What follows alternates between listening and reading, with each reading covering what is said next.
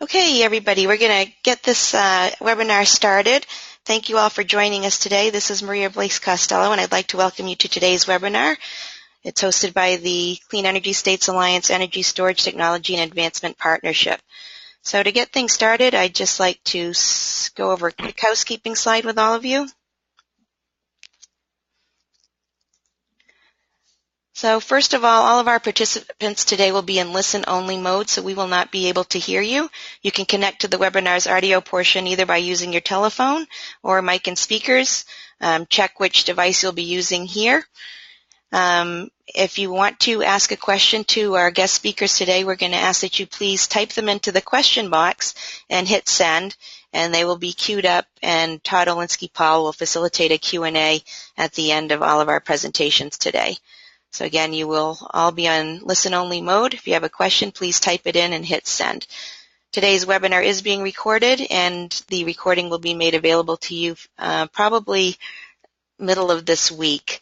We will send around an automatic alert that the webinar has been posted for your review. And you'll be able to find this webinar recording as well as other Estep recordings on our website at www.cisa.org/webinars. So with that, I'd like to introduce Todd Olinsky Paul. Todd is the project director at the Clean Energy States Alliance and manages the Estep project. So Todd, why don't you please go ahead? Okay, thank you very much. Welcome everybody to today's webinar of the Energy Storage Technology Advancement Partnership, or Estep. And today we are going to have presented some information on the current energy storage RFP, which has been put out by the Oregon Department of Energy. And we have 1 hour today with a couple of presentations on the solicitation, and then time for questions. And I anticipate there will be a number of you listening who will be potentially interested, and we hope interested in submitting proposals under this solicitation. So we have 72 people logged in as participants so far. And so I encourage, and that's continuing to go up, so I encourage you to think about your questions and trying to get them in early during the presentations. Don't wait until the presentations are over, and that will give us the opportunity to get to as many of those questions as we can. So before we begin the formal presentations, I want to just introduce the Estep program a little bit. I want to thank Dr. Imre Gyuk of U.S. Department of Energy, Office of Electricity, and Dan Borneo of Sandia National Laboratories for supporting Estep. They're both with us today, fortunately, to help to present the program and answer questions. And next slide, please. I want to quickly give a little background on Estep. Estep is a project of CISA, which is Clean Energy States Alliance, a nonprofit organization that primarily works with states to promote clean energy programs and policy. And we conduct the Estep program under contract with Sandia National Laboratories with funding from US DOE. Primarily, we do a few things. We disseminate information, such as we're doing in this webinar. We facilitate public-private partnerships to support joint federal-state energy storage demonstration projects, and that's a mouthful. What it really means is that we try to bring states to the table to partner with Dr. Gyuk at DOE and with Sandia National Laboratory to put together energy storage projects and get them deployed. And finally, we support state energy storage efforts with technical policy and program assistance. So even in the case where we may not be getting federal support for a specific project, we may be helping the state to formulate policy and put together programs to promote energy storage. Next slide, please. I think this one just is here for the purpose of showing two things. This is a screenshot, obviously, of our Estep webpage. The first thing to point out is there's a red arrow on the left pointing to the menu item where you can click to review Estep webinars. This webinar is being recorded. All our webinars are recorded, and so we have them all archived, and you can review them at any time with full audio on our website. The second thing is there is a red circle around the button that you should click to add yourself to our mailing list, and you would do that if you wanted to be notified about future webinars and also get other topical information, newsletters, and so forth. Next slide, please. So I want to now introduce today's speakers, and we'll make this fairly brief. We have Dr. Imre Gyuk, the Energy Storage Program Manager in the U.S. Department of Energy Office of Electricity Delivery and Energy Reliability. Dr. Gyuk directs the Electrical Energy Storage Research Program. And we have Diane Broad, a Senior Policy Analyst for the Oregon Department of Energy. Now, we also have a couple of people on board to answer questions related to the solicitation or to energy storage in general. We have Dan Borneo, a Senior Electrical Engineer at Sandia National Laboratories in the Distributed Energy Electrical Energy Storage Program. And we have Jan Lemke, who is the Finance and Operations Manager at Oregon Department of Energy. Has been there for almost 5 years, and she's acting as the single point of contact for the solicitation. We'll have her email, phone number, and so forth, contact information available later in the presentation. Jan is the person to contact for additional information or clarification on the finer points of the RFP. And so I think that's it for the introductory remarks, and I will now turn it over to Dr. Imre Gyuk for some information on energy storage. Well, hello. I'm Imre Gyuk from the Department of Energy, and I am very happy to participate in this webinar on our joint solicitation with Oregon. This is part of a more general initiative of partnering with the state on energy storage.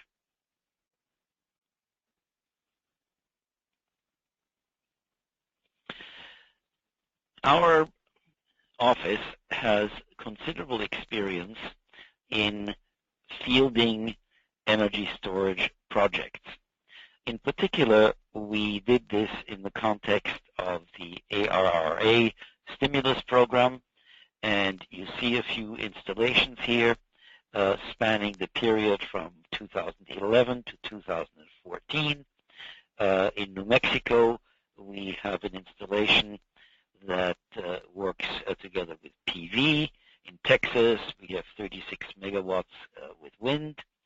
In California, we have a large installation of 8 megawatts and 32 megawatt hours to control wind ramps. And in Pennsylvania, we have a flywheel facility to provide 20 megawatts for frequency regulation. So as you see, we have considerable experience in putting together these energy storage projects. And I have the help of Sandia National Laboratory and Pacific Northwest National Laboratory in doing this and evaluating the results.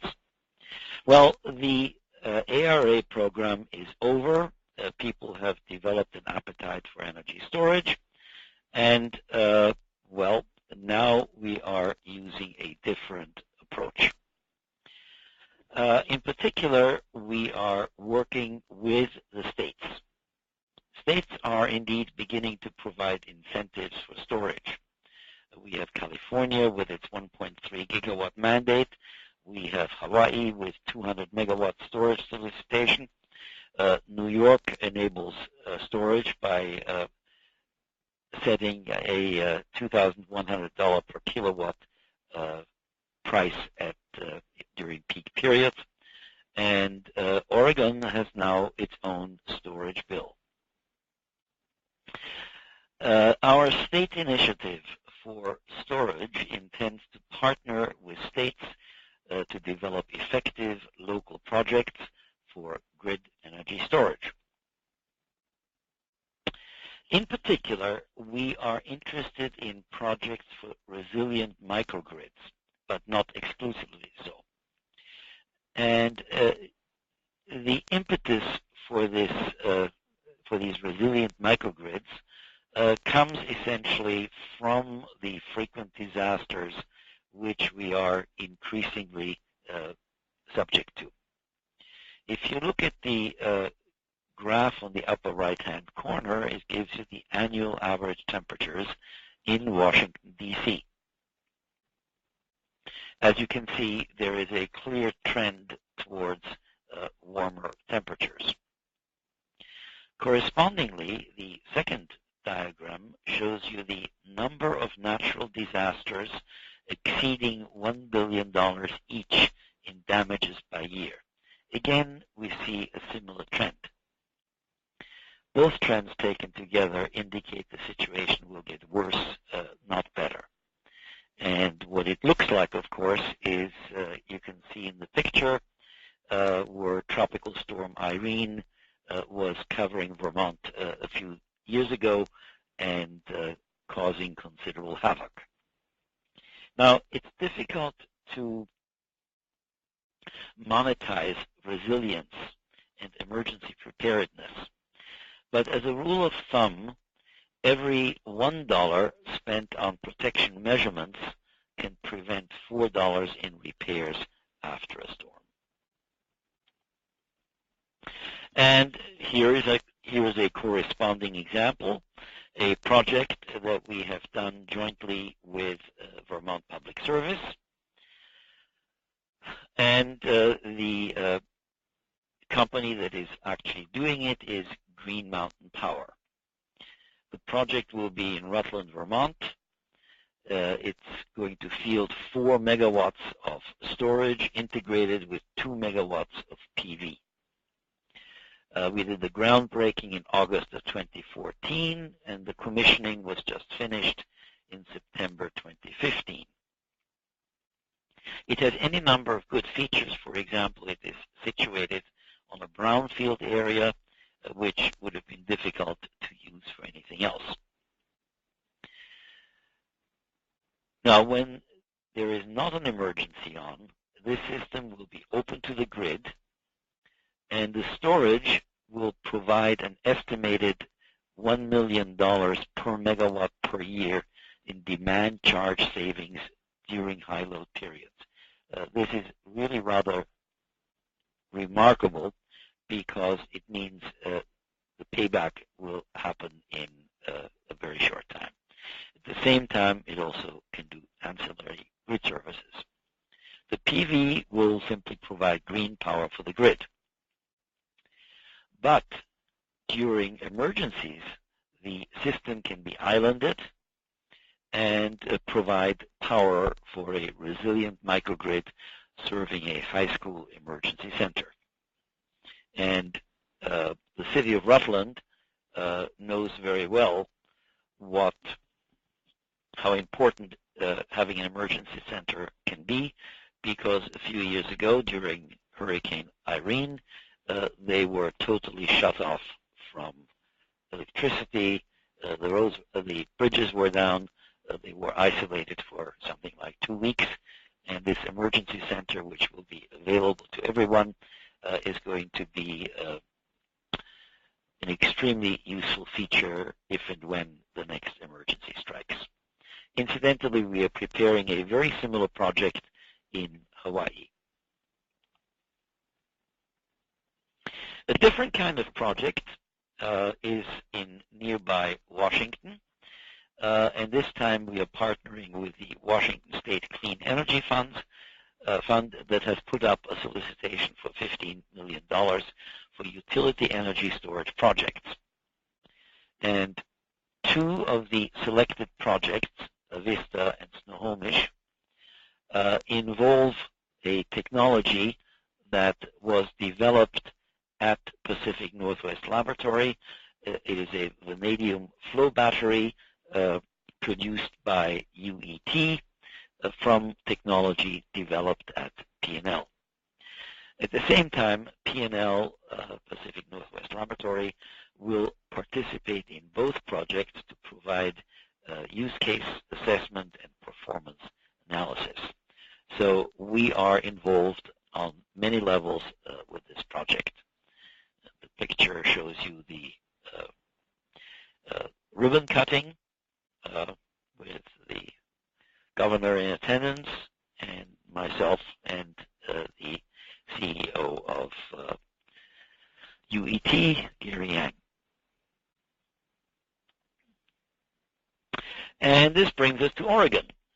In Oregon, I am not able to show you any pictures yet, but we already have a good history of being involved with Oregon, with the state of Oregon. In March 2014, in Portland, we held a storage workshop together with the Oregon DOE and the Oregon PUC. In April of this year, a solicitation was finalized and the notice was issued. In May 2015, a storage bill passed. It involves 5 megawatt or 1% of peak for major utilities by 2020. In July 2015, we held a workshop involving all the Public Utility commissions of the Northwest, Washington, Oregon, Idaho, and Montana. And that was organized jointly with Pacific Northwest Laboratory. And recently, a week ago, the joint solicitation was finally issued. And this is what this webinar is about. And incidentally, next week, we are going to have the ESAT meeting, electrical energy storage applications and technology here in Portland. So, DOE's Grid Energy Storage State Initiative is proving to be effective in creating interest, initiating projects, and providing technical and analytical support. And I look forward to not one, but perhaps several projects in Oregon. Thank you. All right, thanks very much, Imre. That was Imre Gyuk of US DOE, and now we will hear from Diane Broad of the Oregon DOE with some specific information about the RFP. I should note that we do have a number of questions already queued up, so if you have a question, particularly if you are interested in participating in this solicitation, please try to get your questions in as early as you can. So, Diane, I'll hand it over to you. Thank you, Todd. My name is Diane Broad. I'm a Senior Policy Analyst here with the Oregon Department of Energy. I do a variety of things, energy storage among them, and I'm very happy to be here today to explain to everyone in the webinar and anyone who will listen to this later what it is that we hope to accomplish with an Oregon energy storage demonstration. And I'll let Jan introduce herself. Good morning. I'm Jan Lemke. I'm the Finance and Operations Manager, and for this project, I will be the single point of contact during the solicitation.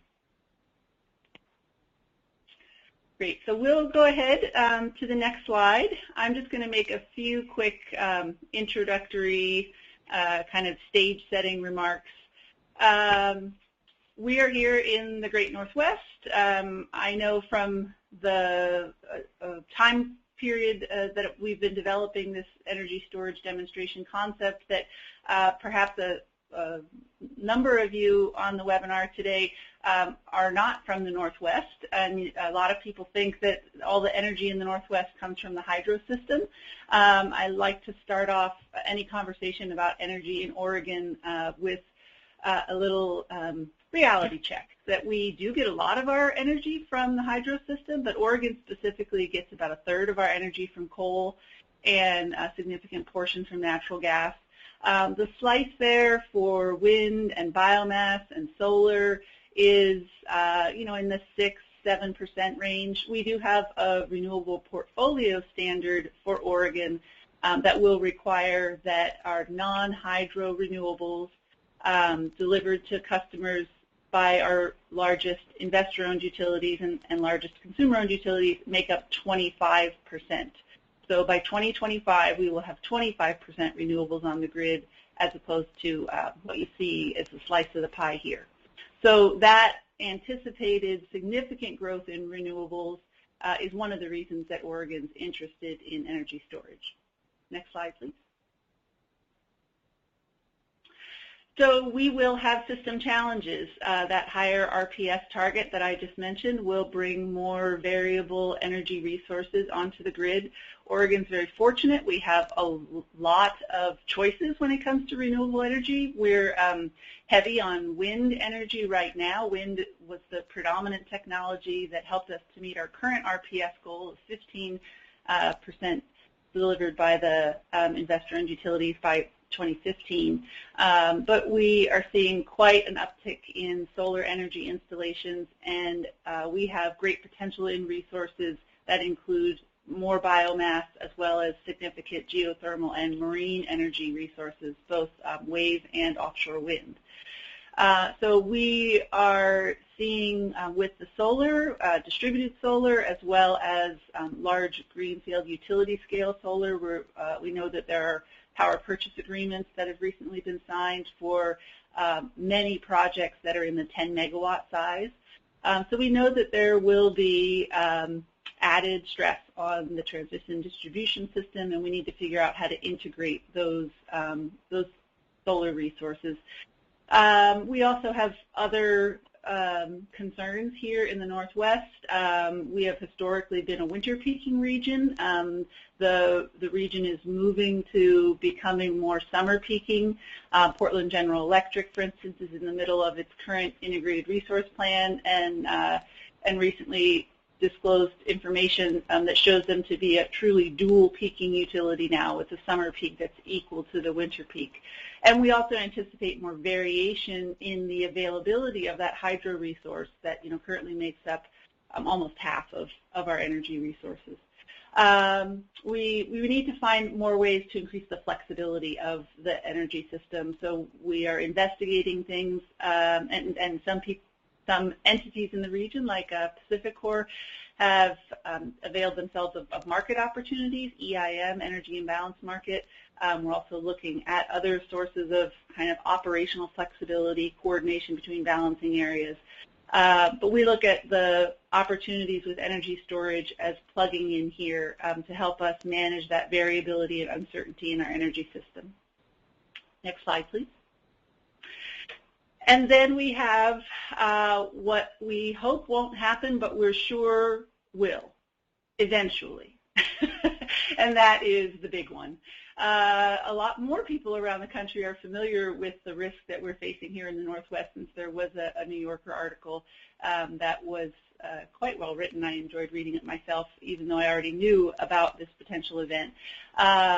So we are at significant seismic risk here in Oregon. We don't experience earthquakes on a regular basis, so it's easy for us to forget that we are part of the ring of fire, and we have the possibility of having a major earthquake magnitude 8 to 9, and on average they occur every 300 years. And, well, we haven't had one in about 300 years.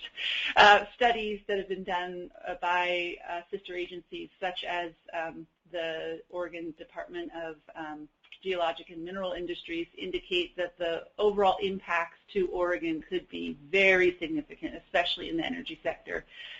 So we have 4 million people roughly who live in the state. Half of those, at least, would be without power for weeks. And many of the folks who live in the more rural areas of the state could be without power for months. So building projects that help us improve our energy system today and meet our near-term challenges, and also could potentially bring more resilience into our energy system, those are projects that we're highly interested in and help us meet our long-term policy goals. Next slide, please.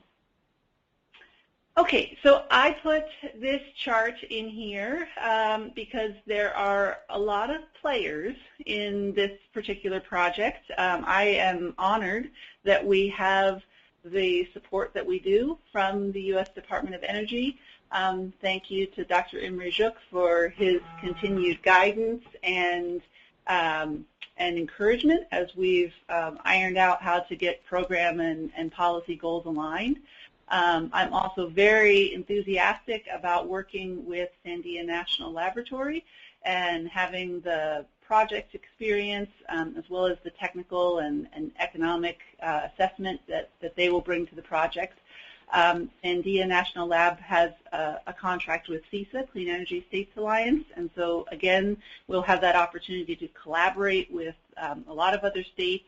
So the outcome of this project, I think, will really benefit from that knowledge flow. And I also made this slide just so that everyone was clear that there are multiple organizations involved in choosing the awardee, and also to make it really clear that the awardee will have two separate agreements that will be executed, and that's described very clearly in the solicitation that was offered.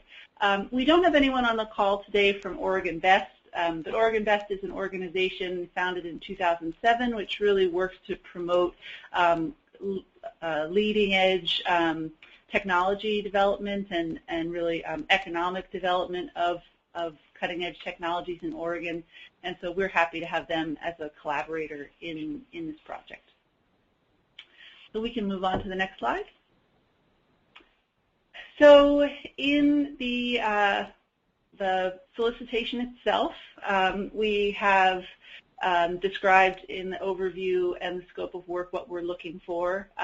Generally, this is an electrical energy storage demonstration project. It will need to be located here in Oregon, and we do clearly, clearly identify the minimum requirements. I'm going to hand it off to Jan because I think it's important that we spend just a little bit of time making clear about those minimum requirements. Thank you, Diane. One of the things that we need to make sure is if you are interested in participating, that you truly do need to take the time to read over what the requirements are. I would hate somebody to be disqualified by not either signing something or submitting it as we have laid out in the request for the grant award. So as you're looking through here, we have limits on how many pages we want. Everybody gets all excited and they want to share all the stuff with their company, but we have to limit it. So please do respect that certain ones have a limit on how many pages we would like to see, and certain parts of the proposal are unlimited. So in those areas, please feel free to be very sharing. The one thing that I do want to make sure that everybody does is please make sure that you do submit a hard copy and an electronic version.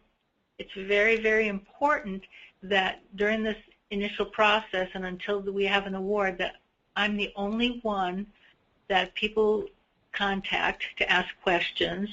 I will work closely with Diane in making sure that the technical questions get answered by her and her experts.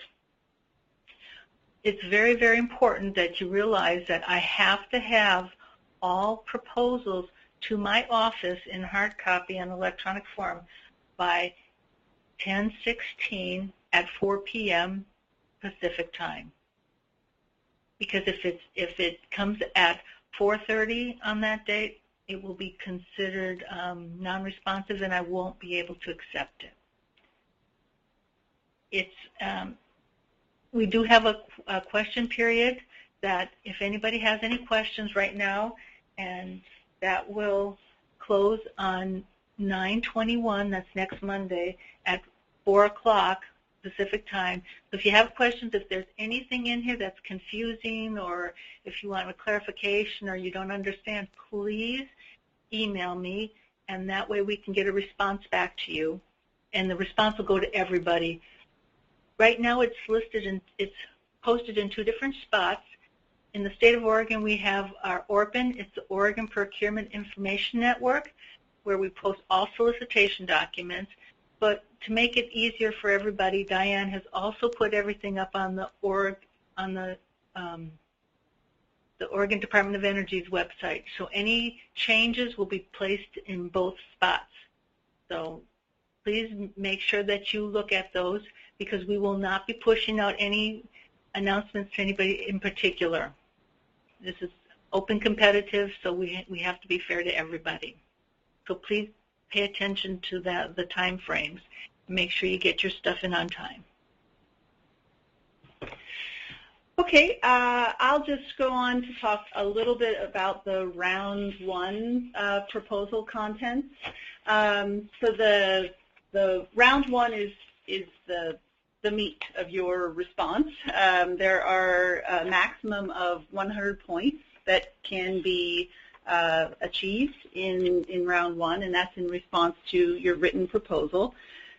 We've asked for references, we've asked for a complete project implementation plan, and it's I think pretty clear in the solicitation document how we would like to have those things structured. There is a maximum of 100 points that's possible to be achieved based on your written proposal. 20 points based on the application of the energy storage demonstration system. And furthermore, there are 5 high-interest applications that we have identified. They're listed on page 15. And if you are proposing an energy storage demonstration that can demonstrate more than one of the high-interest applications, then you get more points.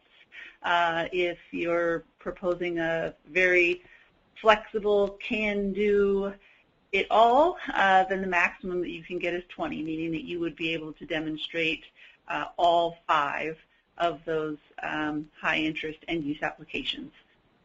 We will also review for technical feasibility, 20 possible points there, financial feasibility and cost share, 20 possible points there. Again, point out that there's a minimum 50% cost share that's required. Project plan, you can get 15 points for showing us a really strong project plan.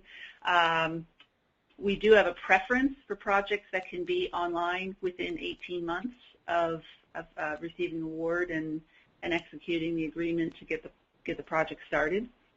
Under the strength of partnership category, there are 15 points that are available. Having an electric utility in your partnership is definitely an advantage, so that's something that we would look upon favorably. If you don't have a utility as a partner, then we at least would be looking for a letter of intent or letter of support from the utility that would come along with your written proposal.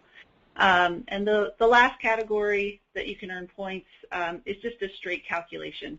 How much energy storage capacity in kilowatts and in kilowatt hours per dollar of funding that is provided here in this solicitation.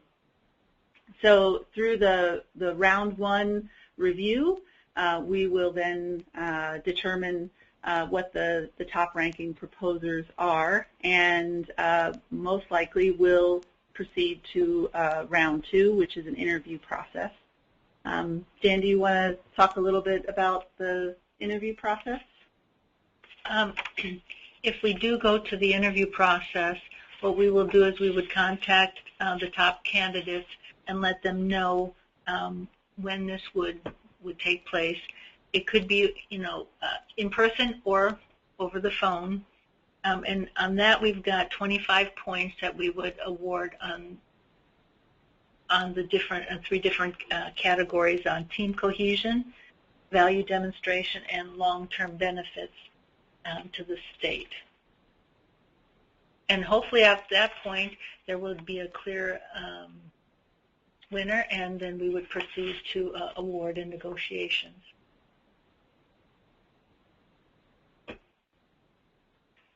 Okay, well, that's a quick overview of how we intend to proceed with this solicitation and judging the applicants. So I think our last slide just has some contact information. Yep. So there is Jan's name, phone number, and email address, and she described earlier where you can find the solicitation either on ORPN or on the energy storage page at the Oregon Department of Energy website. So I know there are quite a number of questions. I think we're ready to open it up for questions now. Okay, great. Thanks very much, Diane and Jan and Imre. I think before we do this, I'm going to just ask you to briefly summarize the main elements of the solicitation. We have some people saying that they don't have access as of yet to the RFP, or they haven't, had a chance to really look at it. So they are just asking for basic information. What's the grant award maximum? What size of project, are you looking for? What are the preferred use cases? Just a few sentences on sort of outlining the solicitation itself beyond what you've already said about points to be awarded and so forth, if you can do that. Sure, I'd be happy to do that. So overall, what we're looking for here is an electrical energy storage demonstration project. As I mentioned, we have a preference for projects that can be connected to the electric grid within 18 months of execution of the agreement. We are providing in total up to $295,000 of funding. $250,000 of that is federal funds, which would be provided to the awardee through a contract with Sandia National Laboratories. And the other part of the funding is $45,000 in state funding, which would go to the awardee through a grant agreement from Oregon Department of Energy. So the minimum project size that we're looking for is 500 kilowatts. We are not preferential about energy storage technology as long as it is electric energy storage. That's really all that we want to see in terms of technology. So we have also want to really emphasize that having a strong plan for data measurement and measurement and verification of performance of the project is really important. The project needs to remain online and to have good quality data gathered for a minimum of 1 year. So the project needs to be online for 1 year, and as part of your project proposal, we want to see a really strong plan for data management and providing good measurement and verification. So for the applications, the high interest applications, there are 5 of them. The first one is transmission and distribution upgrade deferral, which would also have an objective of peak demand management. So you're bringing down the peaks on a particular area of the transmission or distribution system and through that deferring the installation or upgrade of power lines or transformers. The second high interest application is service reliability or resiliency. So in that application, you would be providing backup power either on the utility side of the meter or at a commercial or industrial facility. You need to be able to respond to grid disturbances, enhance emergency preparedness. And if you're aiming for an application like that, in the solicitation document, there are some specifics about what it is that we would like to see in terms of describing the load being served and what percentage of the critical load could be served and for how long. The third high-interest application is improving power quality, providing voltage support. So that's utilizing the power conversion systems in the energy storage system for dynamic VAR support to the local grid. The fourth application is grid regulation. So this is fast absorption or discharge of energy, faster than conventional generators are often capable of achieving. And so in that application, we would be looking at total overall operating costs compared to services that are provided, and compare that to the most common, competitive technologies, which would probably be like a gas peaker plant. And the fifth high-interest application is for renewable energy firming, ramp control, or energy shift, moving solar output from certain hours of the day when there's lower demand to maybe early evening hours when there's higher demand, smoothing that output of variable energy resources, and also having the energy storage system assist in the renewable resource meeting interconnection standards, again, taking advantage of the power conversion systems that are inherent in the energy storage systems. I want to make sure we leave enough time to get to the questions. Is there anything else, Todd, that you think would be good in terms of overview? No, I think Diane? No, that's Dan? great. Thank you. That was a question. Dan, Yeah, sorry, this is go ahead. Imre. I'd like to point out that besides the funding, the national labs are also willing to provide technical assistance in terms of instrumentation, monitoring, and evaluation of costs and benefits. Great. That's very important. Thank you.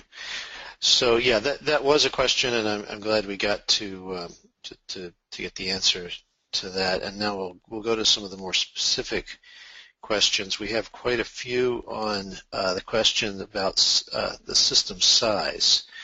One is, can you clarify section 2.4 of the RFP? The question specifically, will a storage system that has a rating of less than 500 kW be okay so long as it provides 500 kilowatt hours or more? So the distinction is, are we judging by kilowatts or kilowatt hours, I guess, in terms of system size? So the language in the solicitation says that the system's storage size should be equal to 500 kilowatts. We are also open to projects that can show an energy capacity of 500 kilowatt hours. That it wouldn't be an automatic disqualifier if you couldn't meet the demand, the 500 kilowatts, but you could deliver the energy, the 500 kWh. Okay. So another question, and this is very similar, can a 500 kilowatt hour storage with a smaller kilowatt rating qualify? And so the answer to that is correct, is yes, correct? Yes. Okay, great. And here's a related question, but it has to do with phasing, I think, of a project. The question is, will a project much less than 500 kilowatts, but one that clearly shows a scalability path to a very large resource, for example, 100 megawatts, be considered non-responsive? We are seeking, for the purposes of this demonstration, either a capacity of 500 kilowatts or the ability to provide 500 kilowatt hours of energy. We understand that there are developing technologies that might show a lot of promise for upscaling, but we do hope to achieve essentially, a utility scale project here. So if the project is not able to deliver 500 kilowatt hours or 500 kilowatts of capacity, it would be deemed non-responsive. Okay. Given that the maximum award is $295,000 and the preferred project size is 500 kilowatts or 500 kilowatt hours or above, how many awards does the department expect to make? Because of the size and the needs, we are looking at awarding only one. Okay. This is a question to DOE. I assume it's to U.S. DOE, but it doesn't specify. Has the DOE established any standards for interoperability of microgrids to macrogrids or various storage technologies to grid resiliency? Have they worked with any standards agencies like UL, et cetera, for certifications?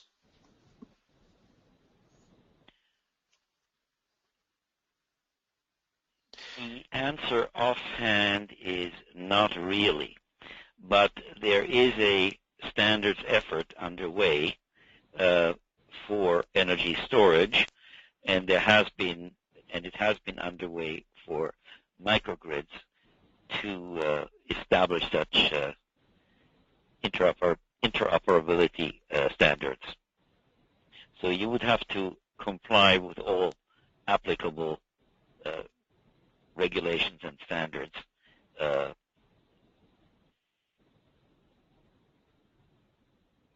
Yes, there is an IEEE standard, right? Right. For islanding? Yeah. Okay. Anything further? Dan, anybody? Okay. Somebody is asking whether an Idaho-based electric utility with 5% of its sales in Oregon would be qualified to be a proposer. This is Idaho Power. Yes, we have considered that question along those lines. The solicitation has some language in there about that either the proposer or one of the partners in a partnership that's proposing must be an Oregon business. And that's a kind of flow-down requirement from one of our funding partners, Oregon Best.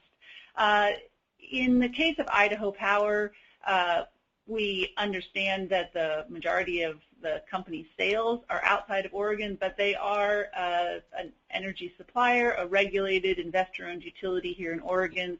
So for the purpose of this solicitation, yes, they would be considered an Oregon business. Great. And if that weren't the case, they could still be a member of a team proposing under the solicitation as long as another member of the team was a registered Oregon business, correct? That's correct. Okay, great. Will U.S. DOE define regular reporting requirements to them, or will this fall to Sandia or Oregon DOE? From our point of view, the requirements will be from Sandia.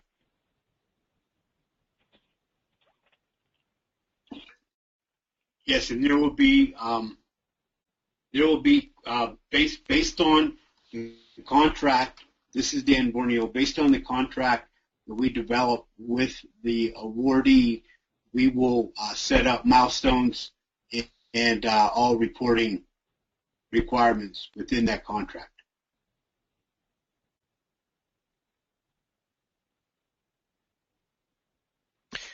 Okay, and then that's for the federal portion. Is there also a state reporting requirement in this solicitation?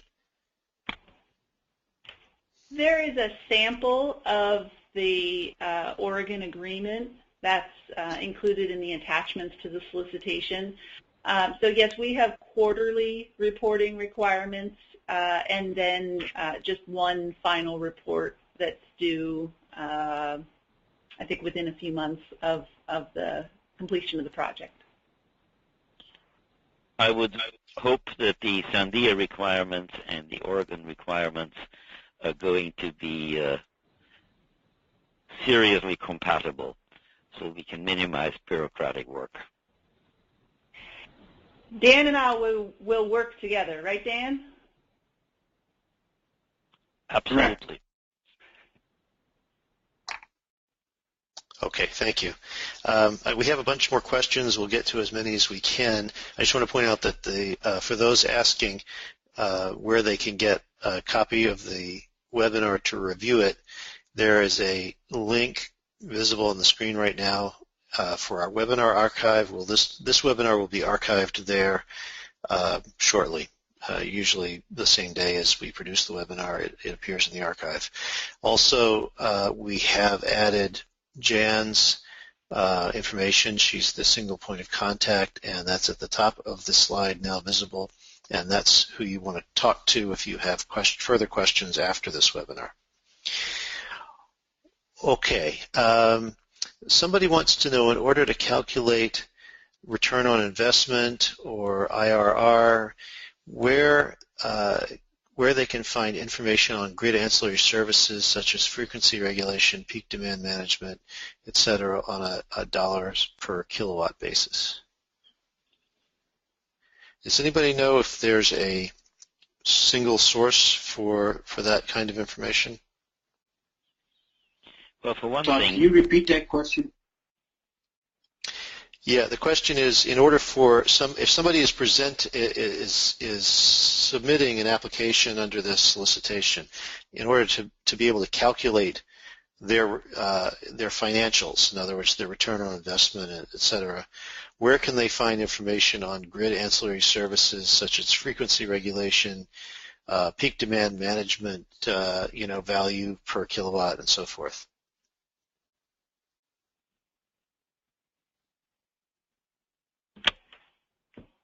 That sort of information is going to need to be obtained by contacting the entity to which the project would be selling the services. We don't have organized markets in the Northwest for selling regulation services, for example, like they do in PJM.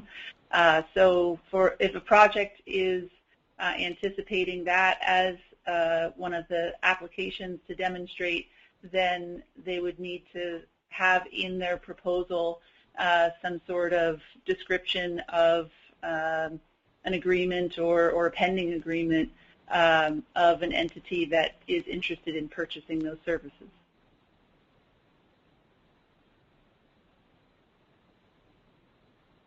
Okay, great. Somebody wants to know what happens to the project after 1 year demo. Will it continue to run? I'm assuming that if you're putting all this energy and money and time into it, it should continue to run after a year. But do we have an expectation for that in the solicitation itself? No, we don't have any long-term expectation for how long a project should continue to operate. well, I certainly do. I'm always hoping that the projects will be economically valuable and technically feasible and will become a standard feature of operations for whoever built it. I would consider the 1 year limitation a minimum which fulfills the legal obligations, but I would be disappointed if somebody were to dismantle the facility soon after.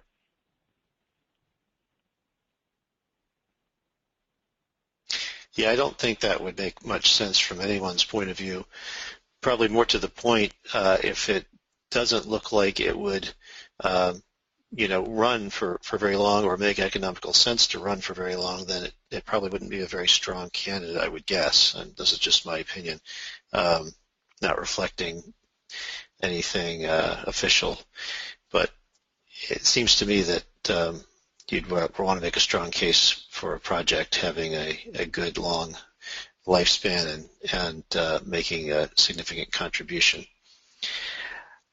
We have another question asking whether you can clarify the National Lab offer. Is the National Lab role fully covered by DOE? I assume that means is assistance from the lab free and not sort of deducted from the award or something, but I'm not really sure what the question means. But Dan, can you clarify the role of Sandia in this? Yeah, so our role is the agent of the DOE. So the funds that will be issued to the awardee are pass-through funds from the DOE. Our support to the project, technical, otherwise, are also funded separately, but by the DOE. So the technical assistance isn't going to cost the project. It will be something that will be available to enhance the project. Okay, great.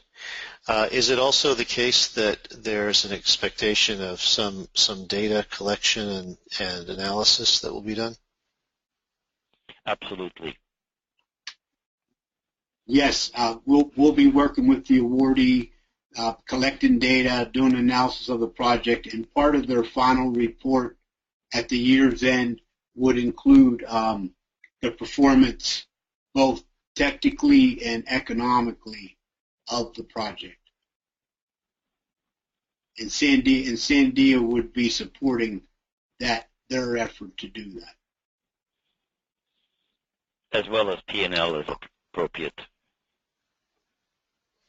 Okay, great. Somebody wants to know whether Oregon DOE will share a list of the participants on the webinar to assist with teaming arrangements. I have to say that we don't generally make public the names of participants on these webinars because we don't ask that up front.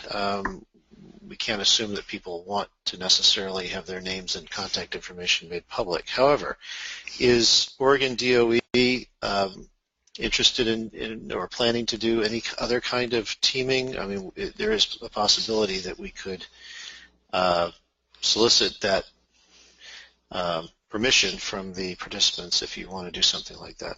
One of the things that makes this a little more unusual is that this is not a mandatory webinar. If it were a mandatory meeting, then yes, we would be publishing who participated, but since it's not mandatory, we normally do not publish who was part of a pre-bid conference type of deal like this webinar. So yes, I'm like you said, Todd, you normally publish because people haven't given permission. Correct. Okay, and this is another question along a similar line, so maybe we can explore this a little more. This person wants to know whether Oregon DOE could provide a website or a list of registered Oregon businesses that would qualify under the RFP requirements. I mean, that seems like a huge list, but again, I think people are looking to figure out how to team together. Is there a potential for doing some event or allowing people to sign up at a website or something to find partners for this solicitation?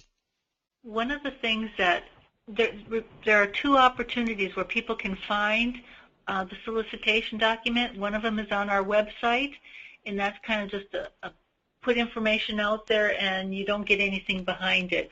If you go to the ORPIN, ORPIN, at the Oregon site, you can look on information. It'll tell you who has looked at it, who has expressed interest. So that site has a lot more detail if that's where any of our participants have gone. If they don't go there, the information is not gleaned and it cannot be shared. So that's why we encourage people to go to the Orphan site first, because you can glean that type of information. But I do not share that information. Okay. We're at the end of the hour. Is it okay with our participants to continue for a few more minutes to try to get a few more of these questions answered? Maybe I should ask the opposite. Does anyone need to get off right now, off the call? Oregon's good. We can stay. EU is good too. Okay, let's take a few more minutes and try to get to a few of these because there's some important questions. So another person's looking to clarify the size requirement.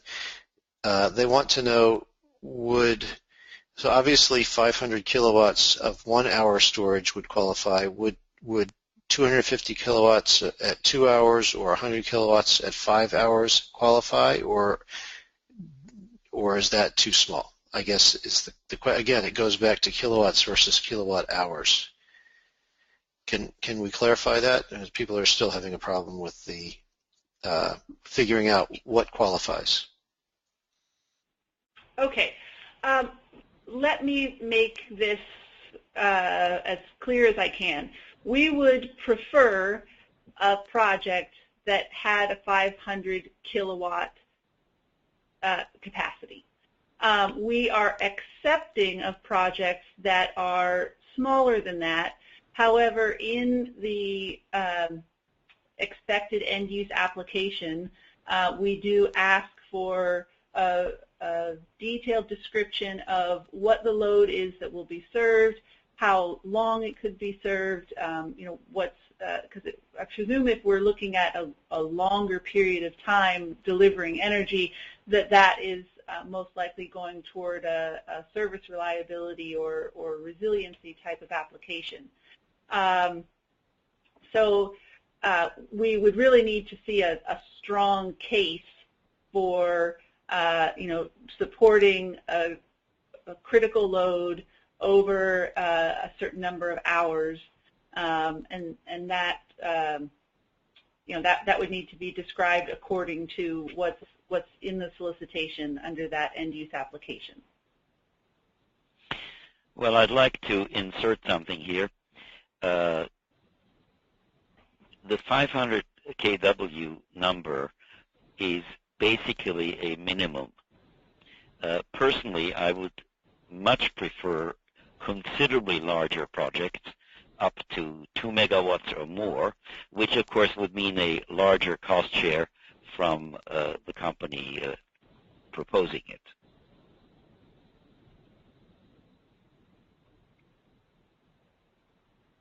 Okay, and there's no requirement that an award is made. So in other words,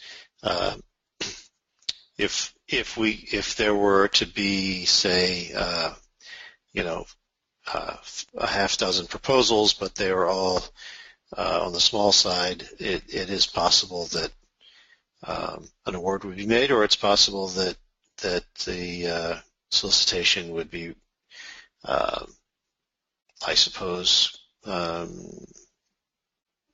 closed without an award. Is that correct? Yes, if we get all of our proposals and after they're reviewed, nobody meets what we would consider the minimum, it would be considered a failed solicitation, and either we go back out and change the requirements or we do something else. We do not have to award. Okay. Okay, thank you. Somebody wants to know, will there be an opportunity for an O&M services agreement?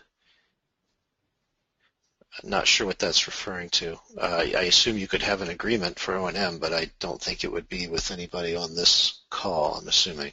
Is that correct?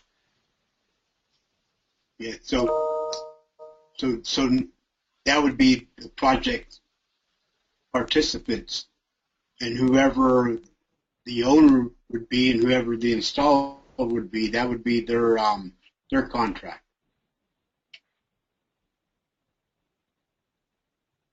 Right. Okay.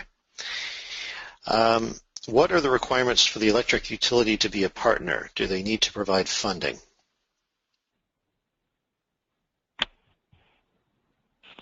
It's not necessary to provide funding to be a partner, but in the implementation plan, we would expect to see individuals identified, at least functionally, from the utility who would be involved in the project. And we would want to see in the overall project management plan what the objectives are of the utility, and the utility would need to be clearly involved in determining, what the appropriate and desired end-use applications are and how they would be measured. Providing in-kind staff support or a location for the facility to be sited, but not contributing hard dollars to the project. Those are all legitimate activities of a partner. Okay, but there is an in-kind or a cost share requirement, or put it this way: is there a limit of how much the award can contribute to the total? We can only award what we have, which is the $295,000. Is that the question? I think the question is there a requirement for some cost share? And if so, what's the requirement specifically? Well, the requirement is that they would have to match it. 50%. Yeah. With 50% match. Okay. All right, thank you.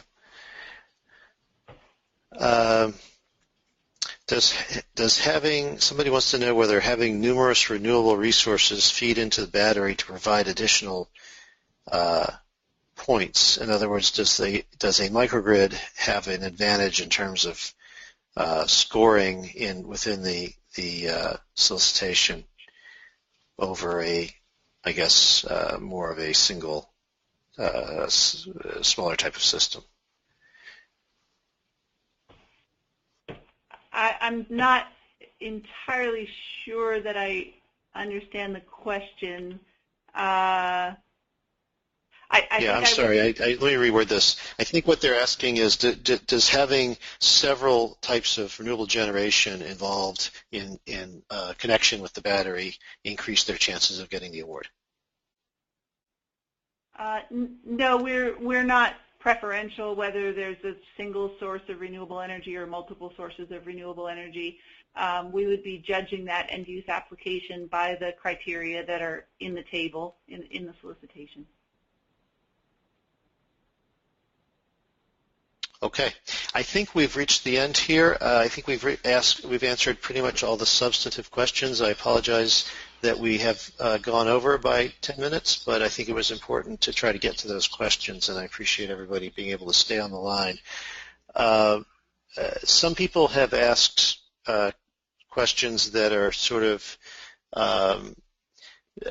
not really to the point of the solicitation so much as they're interested in connecting with people involved in other projects in other states and so forth. If that's your interest, please just contact me at my email, which is on the screen, todd@cleanegroup.org. I'll be happy to give you information about other projects that US DOE, Sandia, and CISA are involved in. And that's, I think, it for this. It was very good. Thank you to the presenters. I hope it was helpful to people who might be interested in proposing under the solicitation in Oregon, and we look forward to having a great and successful energy storage solicitation and project there. Any last words from anyone who's on the webinar? This is Maria. It would be great if, just one more time, if Diane could just, again, say when the deadline is for questions, and again, when the absolute deadline is for hard copies and electronic copies of the proposal, so those two due dates.